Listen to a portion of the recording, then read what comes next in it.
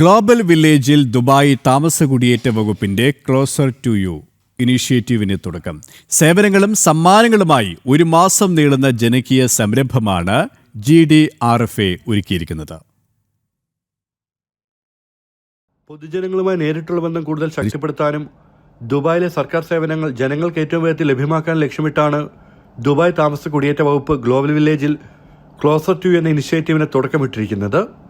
Global വില്ലേജിൽ എത്തുന്ന സന്ദർശകർക്ക് വിനോദത്തിനൊപ്പം തന്നെ ദുബായിലെ ഔദ്യോഗിക വിസ സേവനങ്ങളും ഏറ്റവും പുതിയ സ്മാർട്ട് സർക്കാർ സേവനങ്ങളും ഒരേ പ്ലാറ്റ്ഫോമിൽ പരിചയപ്പെടുത്തുന്ന ഈ ജനകീയ സംരംഭം ഫെബ്രുവരി 5 വരെ തുടരും. പ്രത്യേകം സജ്ജീകരിച്ച ഇന്ററാക്റ്റീവ് പ്ലാറ്റ്ഫോമിൽ GDRFയുടെ വിവിധ സേവനങ്ങളെക്കുറിച്ച് നേരിട്ടറിയാനും ആവശ്യമായ നടപടികൾ ലളിതമായി പൂർത്തിയാക്കാനും അവസരമുണ്ട്. വിസ പുതുക്കൽ, എൻട്രി പെർമിറ്റുകൾ, golden visa, work permit, identity, nationality സേവനങ്ങൾ തുടങ്ങിയവയെക്കുറിച്ചുള്ള വിശദമായ വിവരങ്ങൾ ഇവിടെ ലഭ്യമാണ്. ദിവസവും വൈകിട്ട് 4 മണി മുതൽ രാത്രി 11 മണി വരെ പ്രവർത്തിക്കുന്ന ഈ പ്ലാറ്റ്ഫോമിൽ GDRFA ഉദ്യോഗസ്ഥരുമായി നേരിട്ട് സംവദിക്കാനും സംശയങ്ങൾ ദൂരീകരിക്കാനും സൗകര്യമുണ്ട്.